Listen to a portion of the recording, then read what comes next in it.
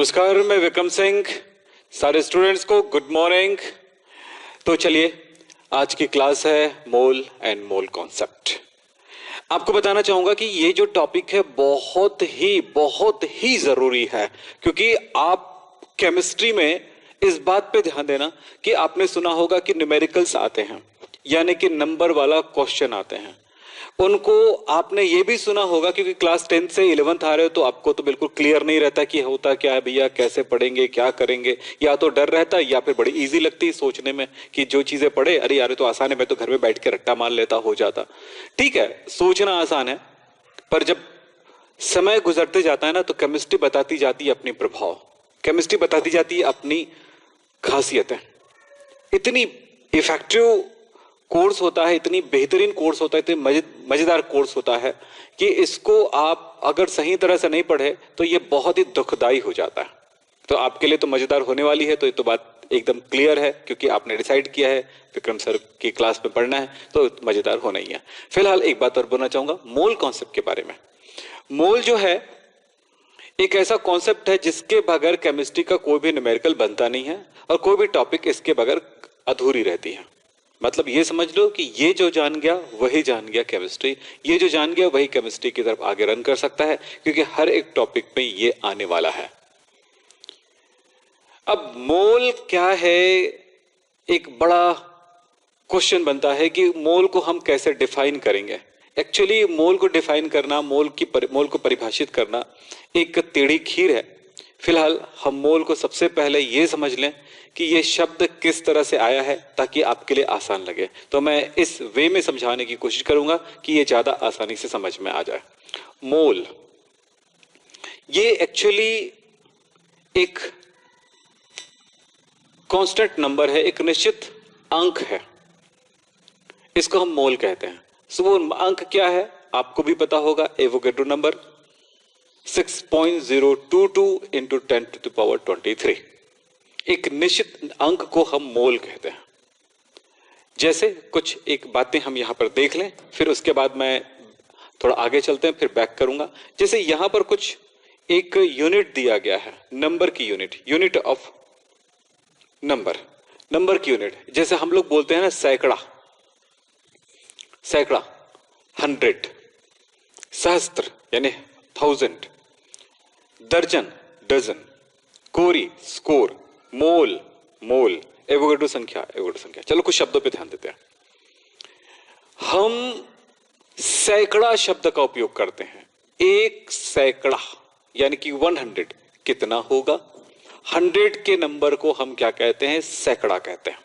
जब आप नींबू खरीदने जाते हो तो बोलते हो 1 2 3 चाहिए, या फिर सीधी सीधी बात है हम उसका अचार बनाना चाहते हैं तो हम बोलते हैं 1 सैकड़ा, 2 सैकड़ा, 3 सैकड़ा चाहिए, बोलते हैं ना, छोटी चीजों के लिए। लेकिन आप कभी आम खरीदने गए हो तो सैकड़े में नहीं आती बातें। केले खरीदने गए हो तो सैकड़ा नहीं बोलते, उस जगह पे क्या बोलते? दर्जन, 1 दर्जन, 1 डजन, 1 दर्जन, 2 दर्जन, 3 दर्जन मुझे केले चाहिए। तो चीजों को कैसे हम अलग अलग यूनिट दे करके बात करते हैं, आप इसको समझें, फिर इसके बाद मोल भी क्लियर समझ में आ जाएगा।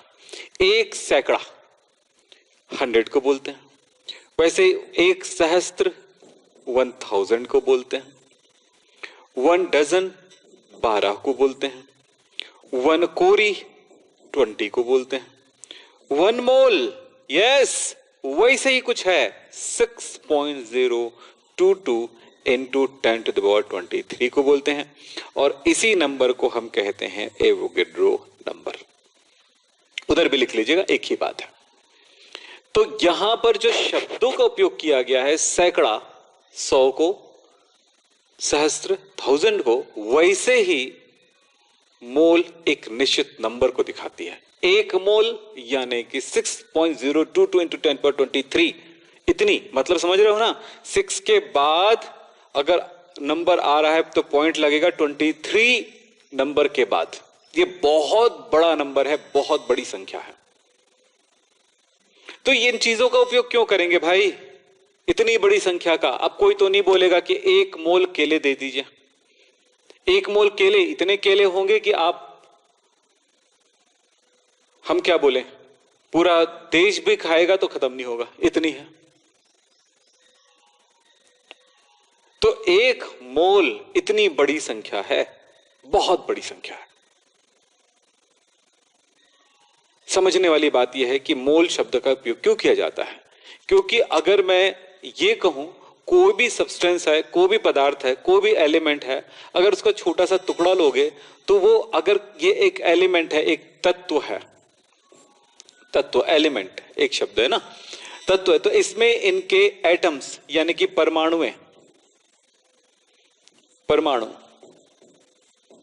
परमाणुओं की संख्या, परमाणुएं, इसमें ये एटम्स बहुत सारे एटम से बना होगा, बहुत सारे इतना बड़ा मेरे पास कोई सोडियम है, लोहा है, या कोई भी चीज है, सोना भी है, तो इसमें इतने सारे परमाणुएं होंगे कि छोटे छोटे जो कण, मतलब ये जिन कणों से बना होता है, जिन पार्टिकल से बना होता है, उनको हम क्या कहते हैं, एटम्स कहते हैं। तो वो पार्टिकल्स बहुत सारे होंगे। तो उन पार्टिकल्स को आप ये नहीं बोल सकते कि इतने करोड़, इतने अरब, तो इतने सारे जो होते हैं ना, उनको बोलने के लिए हमें मोल शब्दों का उपयोग करना पड़ेगा, क्योंकि देखो कितने सारे पार्टिकल्स एक साथ आ जाएंगे। तो छोटी सी बात है, एक बात समझने वाली बात है, यहां पर ये नंबर छोटा है, तो इसका मतलब है जो बड़ी बड़ी चीजों को काउंट करने के लिए जिनका उपयोग किया जाएगा वो डजन है। छोटी चीजों को काउंट करने के लिए जो नंबर उपयोग किया जाएगा वो सैकड़ा है, और छोटी चीजों को काउंट करने के लिए उपयोग किया जाएगा वो सहस्त्र है। इसी तरह से बहुत छोटी कणों को अगर काउंट करने के लिए या गिनती करने के लिए उपयोग किया जाएगा तो वो है मोल। तो आपको समझ में आ गया होगा, मोल एक निश्चित नंबर है, उसको दर्शा रही है। ये एक छोटी सी बात है जो मैंने कंपेयर करके दिखाया कि एक्चुअली इसी की तरह की कोई नंबर को हम कहते हैं, नंबर की यूनिट है, ठीक है। जो किसके लिए यूज होता है, ये यूज होता है एटम, मॉलिक्यूल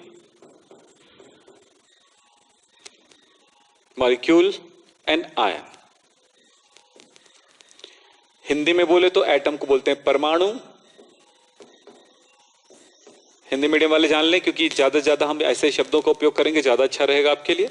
मॉलिक्यूल अणु, या आयन को आयन ही कहते हैं। अब इन सबको क्या कहेंगे, कण कहेंगे, यानी कि पार्टिकल्स। तो पार्टिकल्स को काउंट करने के लिए जिन नंबर या जिन यूनिट का उपयोग किया जाता है उनमें आएगा मोल। तो पदार्थ की मात्रा की इकाई है, पदार्थ कितनी मात्रा में, सब्सटेंस कितनी मात्रा में है, उसको बताने के लिए हम मोल का उपयोग करते हैं। डेफिनेशन देने वाले हैं, पहले उनके थोड़े से इंट्रोडक्शन में बात कर रहे थे।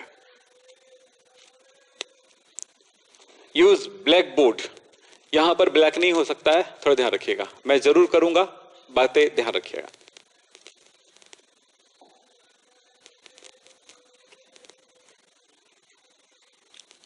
तो यहां पर आप देखें मोल कॉन्सेप्ट, तो मोल कॉन्सेप्ट को दिया था सबसे पहले किसने, या मोल कॉन्सेप्ट ने को दिया था किसने, एवोगैड्रो ने। एवोगैड्रो के द्वारा दिया गया था मोल कॉन्सेप्ट। पर मोल क्या है, मोल कॉन्सेप्ट क्या है, लाइन से अपन चलते जाते हैं। कुछ एक बातें आपको यहां पर सुनने को मिलेगा, समझने को मिलेगा, वो है कि मोल है क्या चीज, कैसे मोल कैलकुलेट किया जाता है, मोल कॉन्सेप्ट क्या है, मोल क्या है, मोल कॉन्सेप्ट क्या है, दोनों अलग शब्द है ना, ध्यान रखिएगा।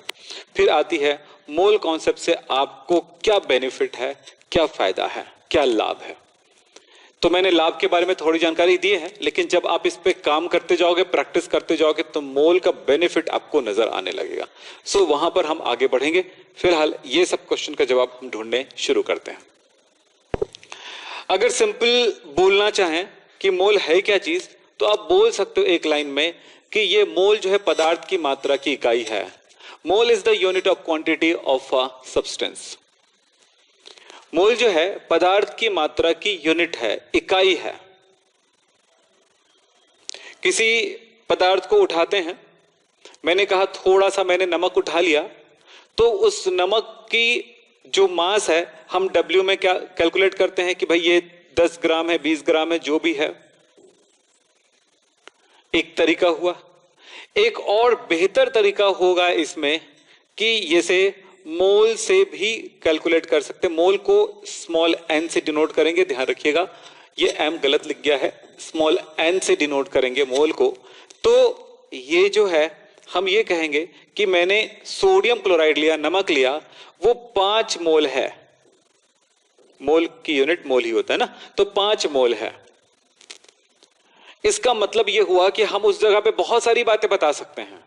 एक तो इसके बेस पर हम बता पाएंगे कि वो उसका मास क्या होगा, हम कैलकुलेट करेंगे सिस्टमैटिक तरीके से, मैं बताऊंगा कैसे करना है। हम बताएंगे कि नंबर ऑफ पार्टिकल्स कितने हैं उसमें, तो 5 मोल है, इसका मतलब क्या हुआ, साफ नजर आ रहा है कि नमक बोला मैंने, NaCl बोला मैंने, तो NaCl जो है वो मेरे पास कितने होंगे, NaCl में Na प्लस और Cl माइनस, यानी NaCl की संख्या कितनी होगी, number of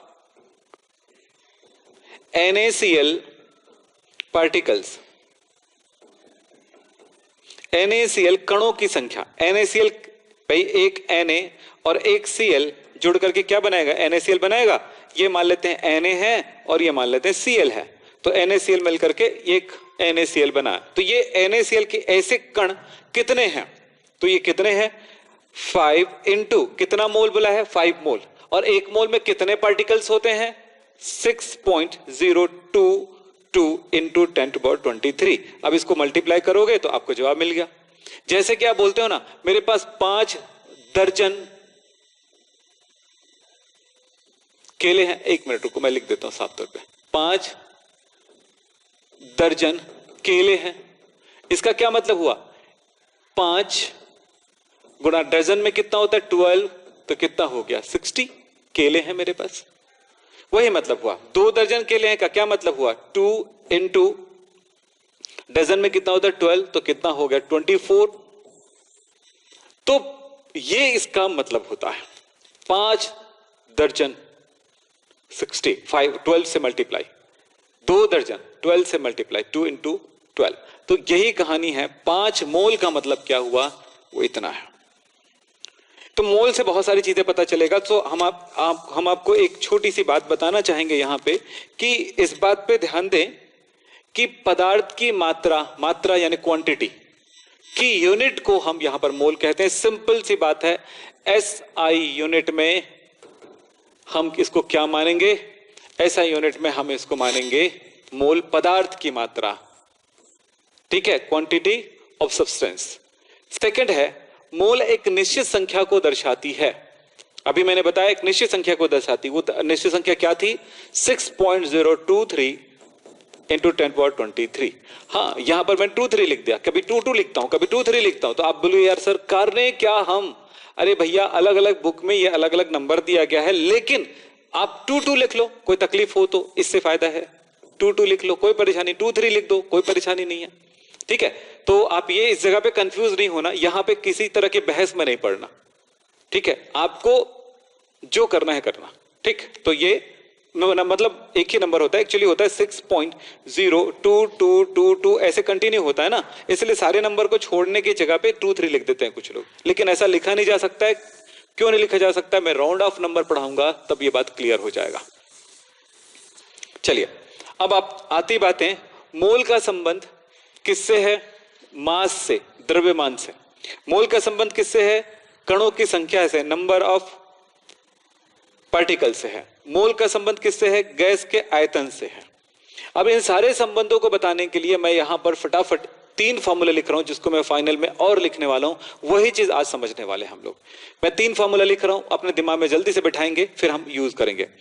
N is equals to W by M, N is equals to N naught by NA, and N is equals to V by 22.4।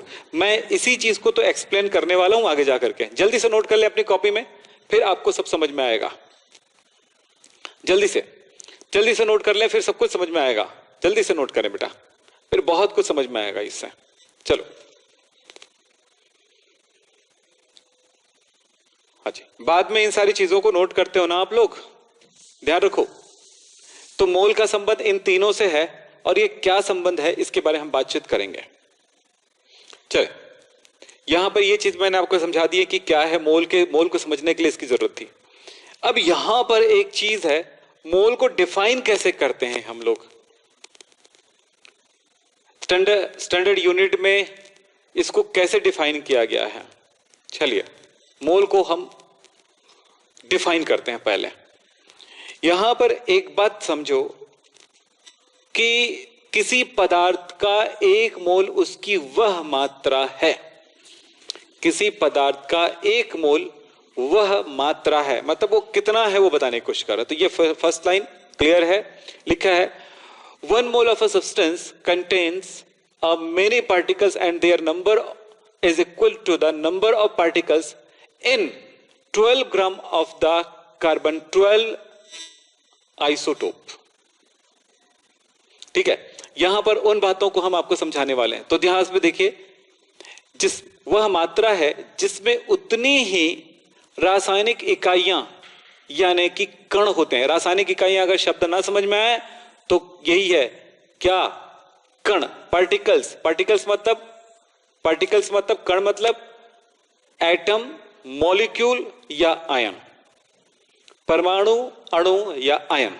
तो क्या बोला गया है, जिसमें उतने ही कण होते हैं जितने की, यहां से शुरू होता है अपना, जितने की शुद्ध कार्बन 12, जितने परमाणु कार्बन 12 के 12 ग्राम में होते हैं। कार्बन 12, 612 याद किए हो, आपको याद होगा। तो कार्बन का जिसका एटॉमिक मास कितना है, 12 है ना, यानी कि कार्बन, ओनली कार्बन, कार्बन 12 भी बोल सकते हो, कार्बन भी बोल सकते हो। कार्बन के 12 ग्राम में जितनी परमाणु होते हैं, परमाणु एटम होते हैं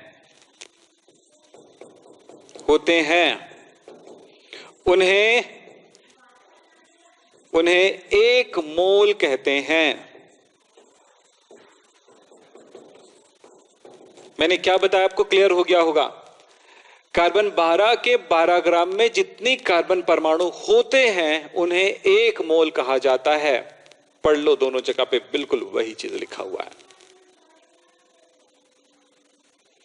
कार्बन 12 के 12 ग्राम में जितने क्या होते हैं, जितनी कौन से परमाणु होते, कार्बन परमाणु होते हैं। कार्बन है तो कार्बन परमाणु होगा। जितनी परमाणु होती, जितने एटम्स होते हैं उनको 1 मोल कहा जाता है। इसमें वो बात कह रहा है। अब वो कितना होगा, वो कैसे पता चलेगा, कुछ न्यूमेरिकल करने पर पता चलेगा। यानी कि डिफाइन किया गया है मोल को, कि मोल कितने को कहें। तो बोला गया कार्बन 12 के 12 ग्राम को कहें। अब मान लीजिए यहां पर मैं आपको बताना चाहूंगा 12 ग्राम है, W is equal to 12 gram. W क्या चीज है, वेट है, यानी कि मास है, द्रव्यमान है, मात्रा। W किसी पदार्थ का मास को हम W से डिनोट करते हैं, वेट को W से डिनोट करते हैं। तो ये 12 ग्राम है। कार्बन 12 का एटॉमिक मास कितना होगा?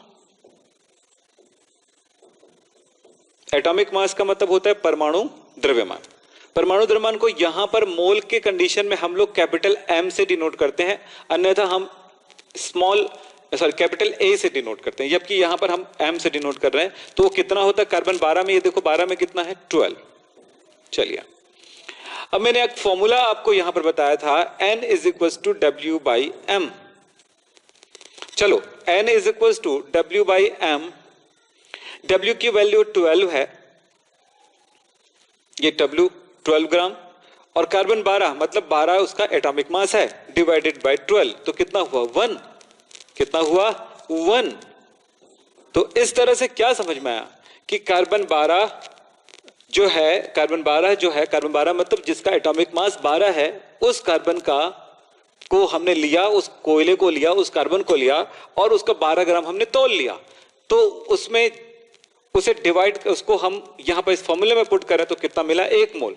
तो इसमें जितनी परमाणुएं होती हैं, तो 1 मोल में कितनी परमाणुएं होती हैं हमने कैलकुलेट किया आगे जाकर के, तो हमें पता चला 6.022 इंटू 10⁻23 इतने एटम्स हैं। तो 1 मोल में कितने एटम होते हैं, 6.022 इंटू 10⁻23। तो क्या बोला गया, कॉन्सेप्ट बनाएगा, एक कॉन्सेप्ट क्या बनाएगा कि 12 ग्राम कार्बन को लिया गया, 12 ग्राम कार्बन तौला गया, फिर उसके बाद उनको, उनमें कितने एटम्स है वो काउंट किया गया। और कैसे काउंट किया गया, बहुत सारे मेथड है, हम आपको आगे जाके बताएंगे, पूरी केमिस्ट्री समझने पर ये क्लियर होती है। तो उसमें पता चलता है कि 6.022 इंटू 10⁻23 कार्बन के एटम्स हैं, तो वो कहलाता है 1 मोल। तो 1 मोल यहां से क्लियर होता है, इस तरह की बातें कहा जाता है। थोड़े कंफ्यूजिंग लगती है, पर कंफ्यूज नहीं होना, जो जो बातें पढ़ाई जा रही है उसको स्टेप बाय स्टेप आप नोट करते जाना, काम करते जाना, फिर एक फाइनल वो आपको जब न्यूमेरिकल करोगे तो सब कुछ मक्खन जैसा क्लियर हो जाएगा। ओके, तो चलते हैं आगे, इसको मैं थोड़ी देर में पढ़ाऊंगा। तो फॉर्मूला आपको बता देता हूं, मोल से। मोल को आप किससे डिनोट कर रहे हो, तो मोल के कुछ फॉर्मूले के बारे में बात करूंगा, यहां पे आपके लिए नोट कर रहा हूं, आप मेरे साथ नोट करेंगे। फर्स्ट है, मोल को आप डिनोट करोगे, मोल को डिनोट करोगे स्मॉल n से। तो ये हो गया mole is equal to n is equal to W by m। ये सब क्या चीजें मैं बताऊंगा, जस्ट थोड़ी देर में आप बाहर और लिख दूंगा। n इज इक्वल टू क्या बताया था, n not by n a। Third formula है n is equal to v by 22.4। अब यहां पर क्या क्या चीजें हैं उसको समझ लो। n जो है वो किसको डिनोट कर रही है, मोल को। w जो है मास इन ग्राम, ग्राम में मास को डिनोट कर रही है, यानी कि ग्राम में उस पदार्थ का द्रव्यमान।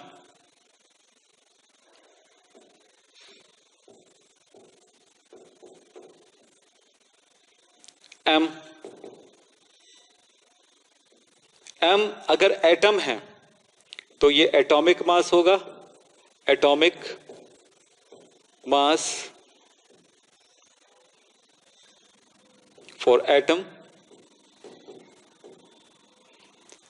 या फिर होगा मॉलिक्यूलर मास जिसको मोलार मास कहते हैं,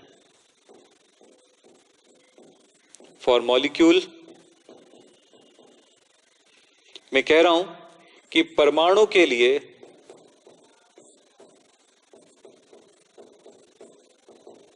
परमाणु भार, नोट करो मेरे साथ, और अणु के लिए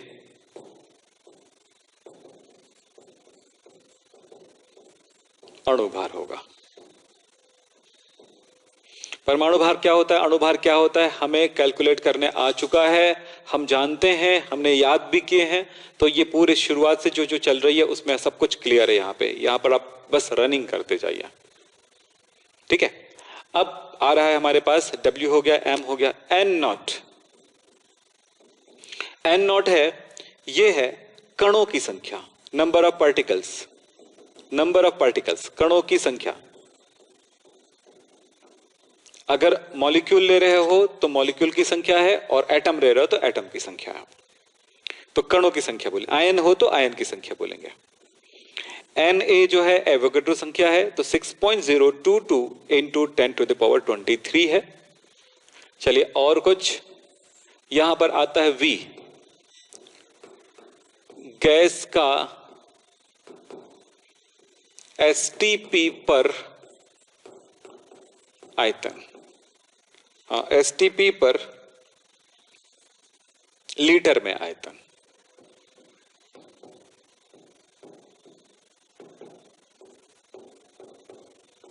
आयतन, volume of gas at STP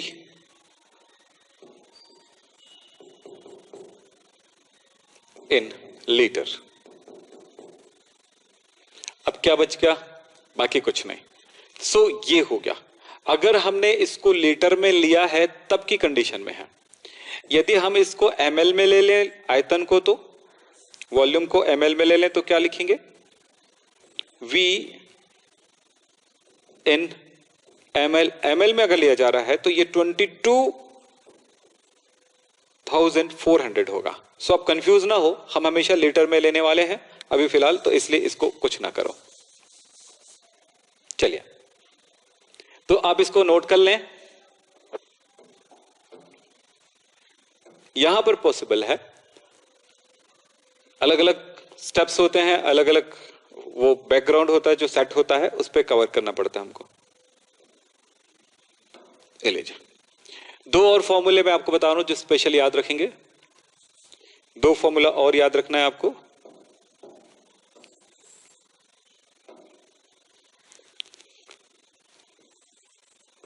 mass of one atom, एक फॉर्मूला ये हो जाएगा, और एक और होता है मास ऑफ वन मॉलिक्यूल।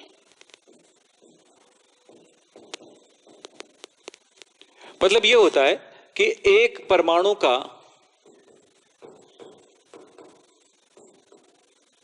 द्रव्यमान, मास। इस पे ध्यान दें, एक परमाणु का द्रव्यमान कितना होगा? एक परमाणु का द्रव्यमान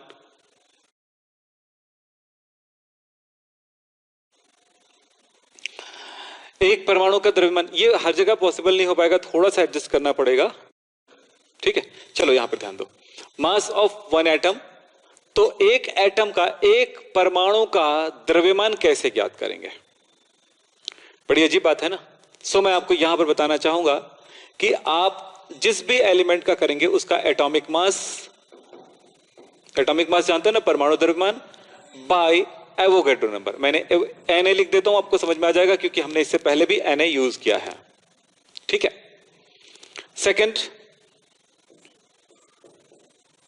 एक अणु का, मॉलिक्यूल ना, एक अणु का द्रव्यमान या मास, ये होगा molecular mass.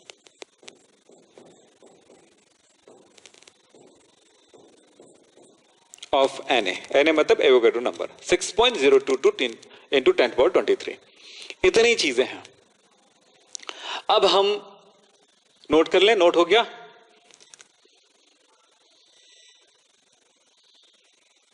Sir third number में क्या लिखें? थर्ड नंबर का मीनिंग क्या है? चलो, तो हमारे पास कितने फॉर्मूले हो गए? फर्स्ट फॉर्मूला मैं रिवाइंड करा रहा हूं, N is to W by M। Second, N is to, सबको याद हो गया होगा, याद रखना है। Number 1 formula, number 2 formula, number 3 formula. Number 1 formula, mass, mass का संबंध है मोल के साथ। इसी तरह से रिलेशनशिप किसके बीच? सेकेंड को कितना है? N नॉट बाई Na, ये नंबर ऑफ पार्टिकल के साथ संबंध है मोल का। और एक होता है V बाई 22.4। और मैंने चौथा और पांचवा फॉर्मूला भी दिया है, तो यहां पर लिखा है क्या बताएं? मास ऑफ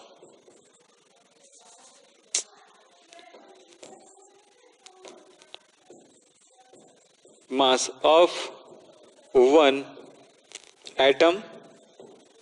तो इसमें क्या बताया? Atomic mass. एटॉमिक मास को A से भी डिनोट करते हैं ना, तो A बाई एटॉमिक मास लिखते हैं, AT मास बाई Na।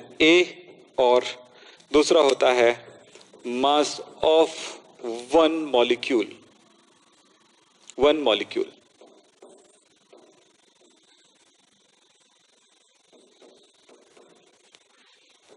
तो मॉलिक्यूल के एक मास को कितना अणुभार कहते हैं? कैपिटल M से डिनोट करते हैं, बाई Na। तो इतने फॉर्मूले आपको याद हो चुके हैं और इस फॉर्मूले का यूज करेंगे। सतीश कुमार क्या कह रहा है वो समझ में नहीं आया, थर्ड नंबर क्या है? ठीक है, इस तरह से हमारे पास कितना हुआ? 5 फॉर्मूला। रियल में हमारे पास 3 फॉर्मूले हैं। ये क्या सिखाएगा आपको बताऊंगा जब आगे जाकर के काम करोगे, न्यूमेरिकल्स करोगे, तो बिल्कुल इसका मतलब समझ में आ जाएगा। सिंपल है। चले अब आगे चलते हैं। अब यहां पर 2-3 बातें आपको कवर करना है, फिर उसके बाद हम आगे चलेंगे। आप सबको एटॉमिक नंबर, एटॉमिक मास सबको याद करना था, कौन कौन सा, वो मैंने आपको बता दिया है। ये सब आप कितने बच्चों को याद है, अपना अपना नाम लिख करके बताओ जल्दी से। अब मैं थोड़ा सा बैक करता हूं और जो चीजें हमने यहां पर देखना है, ये इस तरह के ग्राफ दिया गया है, इसका मतलब क्या है मैं आपको समझाते जाता हूं, यहां पर समझेंगे।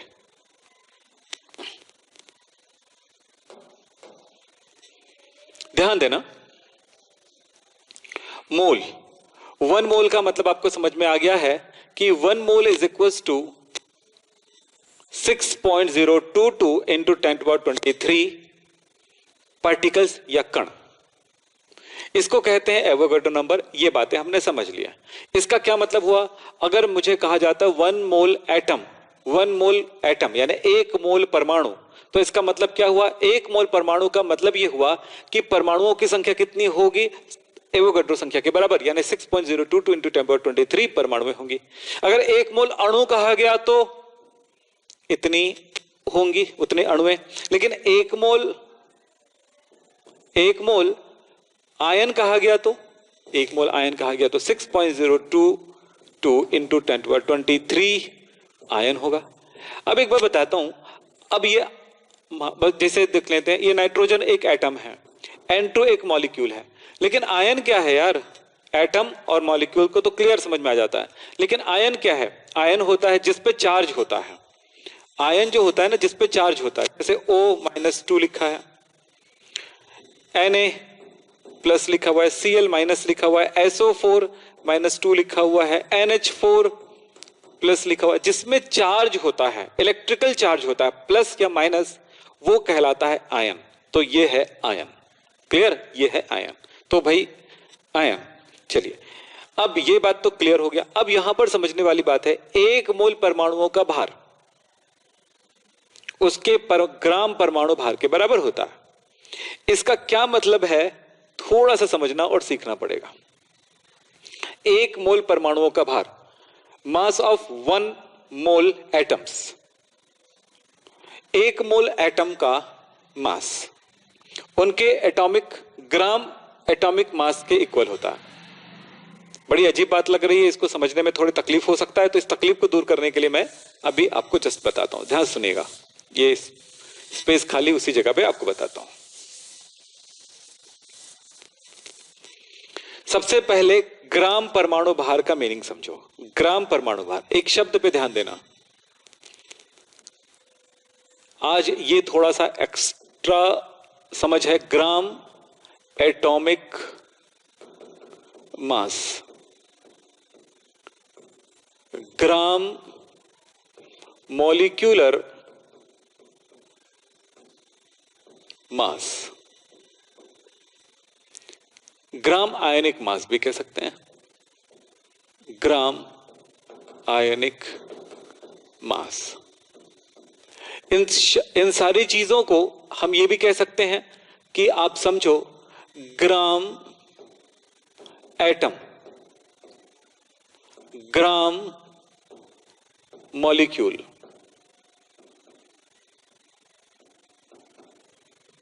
ग्राम आयन, है ना, समझोगे।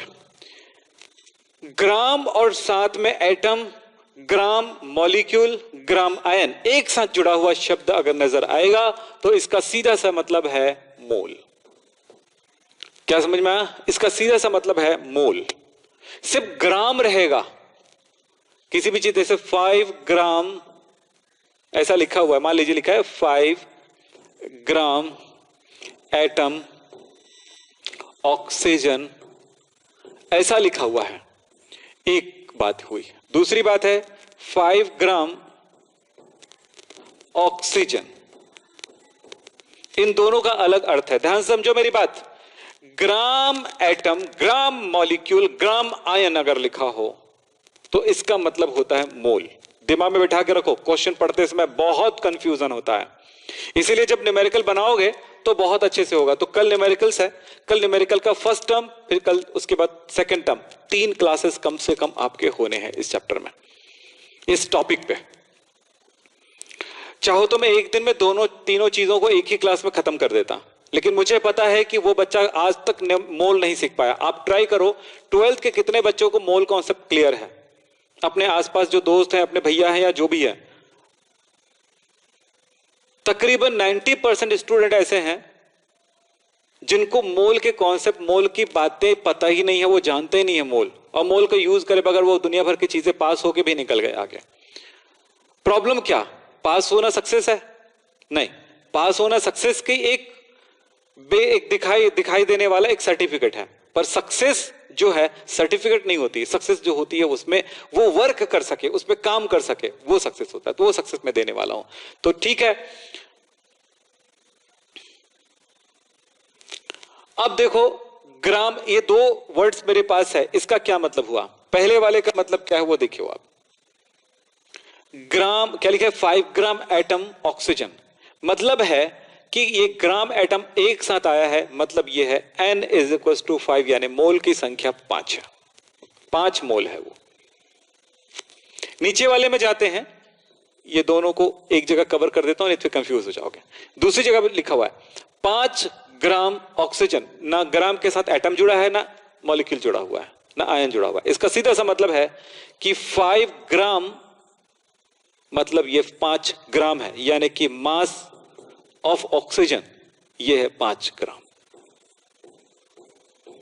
भैया आप समझ लो, जब एटम, मॉलिक्यूल, आयन शब्द ग्राम के साथ चिपक जाए तो वो मोल है। ये छोटी सी बात है जिसको समझेंगे आप। तो ये जो चीजें हैं इसको समझेंगे आप लोग, क्योंकि यही समझना बहुत जरूरी है। अब यहां पर लिखा है 1 मोल, यहां पे मैं आपको इसको मिटाता हूं, फिर मैं आपको बताता हूं थोड़ी सी।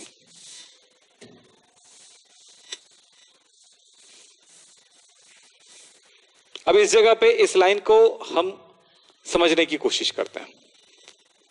1 मोल परमाणुओं का भार n इज इक्वल्स टू 1 ग्राम परमाणु, ग्राम परमाणु भार, इसका भी मतलब होता है 1 मोल।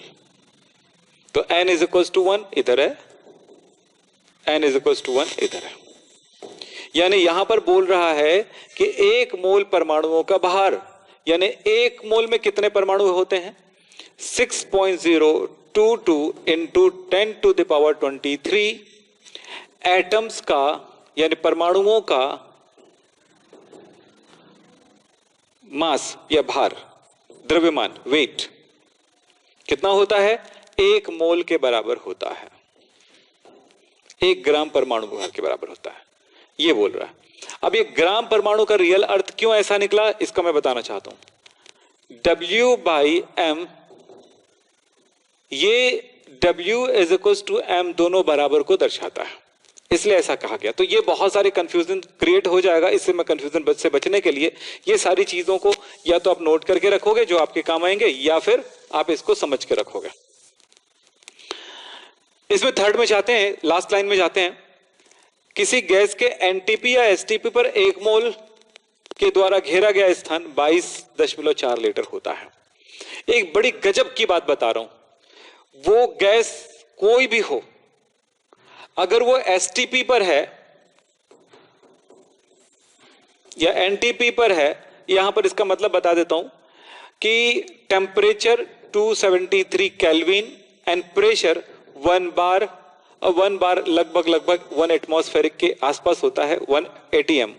एटीएम मतलब एटमॉस्फेरिक प्रेशर, वायुमंडलीय दाब के बराबर होता है, ये इसको दर्शाता है। तो इसका कोई अभी फिलहाल इतना ही जानने के लिए है कि एटीएम पर, सॉरी, एसटीपी पर या एनटीपी पर कोई भी गैस हो, दुनिया का कोई भी गैस हो, 273 केल्विन और 1 वायुमंडलीय दाब पर उस गैस का जो आयतन होगा, वॉल्यूम होगा, हमेशा 22.4 लीटर होगा। कोई भी गैस हो दुनिया का, बड़ी ताज्जुब वाली बात है। तो 1 मोल में कितने उसमें पार्टिकल्स होंगे वो भी पता है आपको, तो कितने होंगे? 6.022 इंटू 10⁻23। अगर उस गैस के मॉलिक्यूल्स है, अगर मॉलिक्यूलर गैस है तो, या एटॉमिक गैस है तो, एटम वाला गैस जैसे अक्रिय गैसें होती है, निष्क्रिय गैसें होती हैं, नोबल गैसेस होती हैं, हीलियम, नियोन, ऑर्गन, क्रिप्टॉन, ये एटॉमिक होता है, मतलब उसमें 2 परमाणुएं आपस में नहीं जुड़ती हैं, है ना। तो ये जो गैसें होती हैं चाहे वो कार्बन डाइऑक्साइड गैस हो, चाहे अक्री गैस हो, चाहे आप ऑक्सीजन हो, चाहे नाइट्रोजन हो, चाहे कोई भी गैस हो, अगर एसटीपी पर है और यदि वो 1 मोल है, 1 मोल मतलब इतने कण हैं, तो उसका जो वॉल्यूम होगा 22.4 लीटर होगा, ये कह रहा है। सो आपको वो 5 फॉर्मूले आपको याद है, उन 5 फॉर्मूलों को आप दिमाग में बिठा के रखिए ताकि हम न्यूमेरिकल करेंगे तो अगले स्टेप में बहुत अच्छे से सीख सकें। तो यहां पर जो जो बातें आपको बताई गई है, ये सब बातें वही है, फिगर वाइज कई लोग समझाते रहते हैं, तो मैं कहता हूं कि ये आप भी समझ लो, चलो देख लो थोड़ा सा, फिर मैं आपको ये क्लास यहीं पे स्टॉप करूंगा। इसके बाद देखो क्या लिखा है, 1 मोल क्या है, बोला गया है कि यदि 1 मोल 1 मोल जाए तो उस गैस का वॉल्यूम जो होगा एसटीपी पर 22.4 लीटर होगा, ये बोल रहा है। अगर n की वैल्यू कितनी है, n की वैल्यू 1 है, n की वैल्यू 1 है, तो एसटीपी पर उसका वॉल्यूम क्या होगा, 22.4 लीटर होगा, गैस के लिए बोला। अगर यहां पे जाते हैं, यदि n की वैल्यू 1 है तो उसे उस पदार्थ को तौल लिया जाए तो उसका जो मास होगा उसके मॉलिक्यूलर मास के बराबर होगा, अणुभार के बराबर होगा, सीधी सी बात है। यहां पर यह बोला गया है कि नंबर ऑफ पार्टिकल्स, अगर एक मोल है तो उसमें नंबर ऑफ पार्टिकल्स होंगे 6.022 इंटू 10⁻23, उसमें कण होंगे, ये कण होंगे, पार्टिकल्स होंगे, यही बोल रहा है और कुछ नहीं है, सिंपल सी बात है। ठीक है, सो ऐसा कोई फिगर नहीं बनाना है, कुछ नहीं करना है, जो मैंने थ्योरी लिखा है, जो थ्योरी आपको मिला है वैसे ही आपको नोट करना है। और वो क्या क्या चीज है मैं आपको वापस ले जाता हूं। कॉन्सेप्ट क्या है आपको क्लियर हो गया। कॉन्सेप्ट ये कहता है, चलिए कॉन्सेप्ट क्या कहता है यहां पर दिखा हुआ है। कॉन्सेप्ट ये कहता है कि यदि कोई भी चीज 1 मोल है तो उसका मास जो है उसके अणुभार के बराबर होगा। दूसरा, उसमें कणों की संख्या 6.022 इंटू 10⁻23 होगा। और तीसरी बात ये कहता है कि उसका गैस का वॉल्यूम जो होगा वो 22.4 लीटर होगा एट एसटीपी।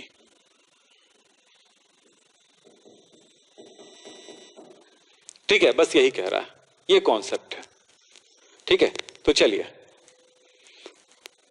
यहां पर उसी चीज को फिर से समझाया गया है। आप एक बार स्क्रीनशॉट ले लो, फिर बाद में देखते रहना, अगर मन करे तो देख लेना, नहीं करे तो मत देखना, फिर इसको एक्सप्लेन करूंगा। वही वो एक फिगर है, हम लोग बार बार 2-4 दिखा देते हैं ताकि बच्चे कंफ्यूज ना हो, इसलिए। मोल क्या है, मोल की डेफिनेशन क्या है, ये सिंपल सा एक डेफिनेशन देते हैं ये वाला, पर ज्यादा इफेक्टिव डेफिनेशन क्या होता है, ये है मोल की परिभाषा। ठीक है, फिर उसके बाद ये चाहे तो इसको नोट कर सकते हैं, और ये कॉन्सेप्ट को दर्शा रहा है, इस कॉन्सेप्ट से हमारे पास क्या बना ये उसी कॉन्सेप्ट को दिखा रहा है। फिर इसके बाद हमने उसके फॉर्मूले लिखे हैं, और फॉर्मूले के बाद हमने आगे जानते हैं कि ये सब करना है, बस ज्यादा कुछ नहीं है। तो इन सारी बातों को आप समझ गए होंगे, तो आज की क्लास यहीं पे समाप्त करते हैं। लेकिन याद रखना, अपनी कॉपी में जरूर नोट कर लेना। तो क्लास समाप्त करेंगे बेटा, खत्म करेंगे आज की क्लास। तो आप सब को समझ में आ गई होगी। क्या 8 वाला क्या एक बार समझाऊं, n is equal to W/m है, तो n की वैल्यू 1 है, तो क्या वो 1 इज इक्वल टू W/m होगा, तो W इज इक्वल टू क्या हो जाएगा 1 इंटू m, यानी कि m, और क्या हो गया।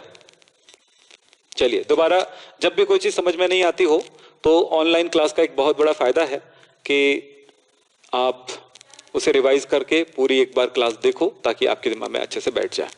दूसरी बात ये कहूंगा, इतना समय नहीं रहता अगर आप सोचते होगे, तो बेटा एक बात याद रखना, अभी छुट्टियां चल रही है, आपके पास पूरा समय है। जब ये सब छुट्टियों के दौरान जहां सारी चीजें अगर समझ में आ गई, तो आगे आप सोच सकते हो कि कितने अच्छे से समझ पाओगे सारी चीजों को। तो आज की ये क्लास यहीं पे समाप्त करते हैं। नमस्कार, धन्यवाद, थैंक यू।